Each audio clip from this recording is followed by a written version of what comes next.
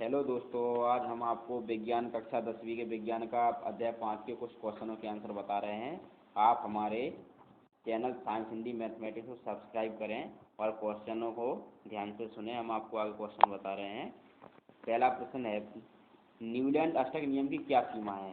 प्रश्न है, न्यूलैंड के अष्टक नियम की क्या सीमाएं हैं। हमको ये बताना कि न्यूलैंड का जो अष्टक नियम की क्या सीमा है। तो इसका पहला पॉइंट है, यह नियम कुछ तत्वों के वर्गीकरण तक ही सीमित है। न्यूलैंड का जो अष्टक नियम था यह कुछ ही तत्वों तक सीमित था। और दूसरा, उच्च परमाणु द्रव्यमान वाले तत्वों के लिए यह नियम लागू नहीं होता है। जो उच्च परमाणु के द्रव्यमान वाले परमाणु होते हैं उनके लिए यह नियम लागू नहीं हो पाता था। और तीसरा पॉइंट है, कुछ ऐसे तत्व जिनके गुण असमान हैं फिर भी उन्हें एक ही स्वर वाले समूह में रखा गया। कुछ तत्व ऐसे थे जिनके गुण तो समान थे, गुण असमान, कुछ गुण समान थे उनको एक अलग अलग रख दिया गया। और कुछ कुछ ऐसे तत्व थे जिनके गुण समान थे, असमान भी थे कुछ के, उनको एक साथ रख दिया गया। इसलिए यह न्यूलैंड के अष्टक नियम की सीमा रही। अब इसके बाद अगला क्वेश्चन है, द्रव्य-राइनर के त्रिक की क्या सीमाएं हैं। द्रव्य-राइनर वैज्ञानिक ने नियम दिया था, उसकी दो सीमाएं हैं। इस प्रकार के वर्गीकरण से केवल कुछ तत्वों का वर्गीकरण ही संभव हो सका। ये पहला है कि इस प्रकार के वर्गीकरण से केवल कुछ तत्वों का ही वर्गीकरण संभव हो सका। और दूसरा है, त्रिक के कुछ तत्वों के गुण विभिन्न होते थे। त्रिक में जो कुछ तत्व थे उसके कुछ तत्वों के गुण अलग होते थे।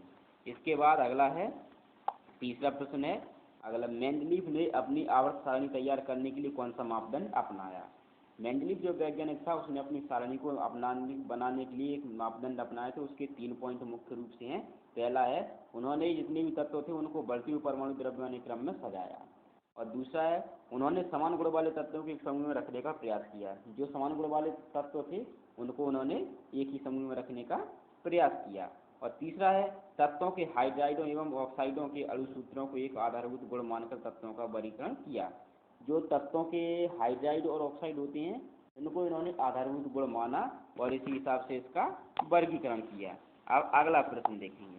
अगला प्रश्न है, न्यूलैंड के अष्टक सिद्धांत की क्या सीमा है। प्रश्न है, न्यूलैंड के अष्टक सिद्धांत की क्या सीमा है। तो इसके न्यूलैंड का जो अष्टक नियम था इसकी कुछ सीमाएं थी।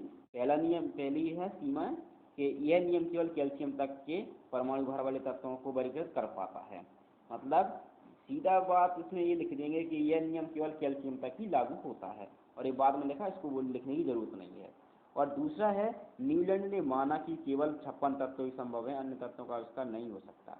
न्यूलैंड ने ये माना था कि अपनी जो प्रकृति है इसमें केवल 56 तत्व हैं, इसके बाद अन्य तत्व नहीं होंगे। इसलिए अपनी सारणी को 56 तत्वों के लिए ही बनाया था, जो कि गलत है, क्योंकि बाद में आज के वर्तमान समय में 118 तत्व खोजे जा चुके हैं।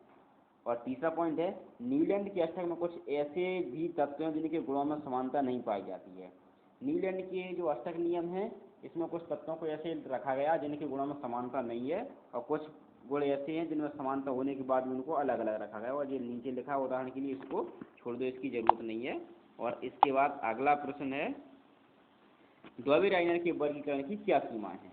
तो द्रव्य-राइनर जो वैज्ञानिक था उसने भी अपना सिद्धांत दिया था, उसके वर्गीकरण की सीमाएं भी हैं कुछ। इसकी सबसे पहली सीमा ये है कि उस समय तक ज्ञात सभी तत्वों का वर्गीकरण द्रव्य-राइनर के त्रिक के आधार पर नहीं हो सका। द्रव्य-राइनर ने जो त्रिक का नियम दिया था उसके आधार पर सभी तत्वों का वर्गीकरण नहीं हो पाता था, और उस समय केवल द्रव्य-राइनर 3 त्रिक ही ज्ञात कर पाए थे। और इसके बाद है दूसरा, इनके तत्वों को परमाणु द्रव्यमान के आरोही क्रम में ऊपर से नीचे की ओर व्यवस्थित किया गया है। इन्होंने जो तत्व थे उनको तत्वों के परमाणु द्रव्यमान के आरोही क्रम में ऊपर से नीचे की ओर व्यवस्थित किया था।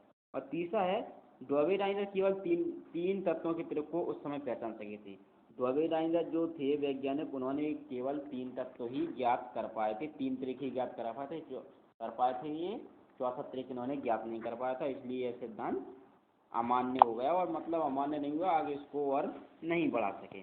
आप हमारे चैनल को सब्सक्राइब करना, साइंस हिंदी मैथमेटिक्स को सब्सक्राइब करना, शेयर करना और लाइक करना। धन्यवाद। ऐसी अगली वीडियो लेकर हम आपके सामने फिर हाजिर होंगे।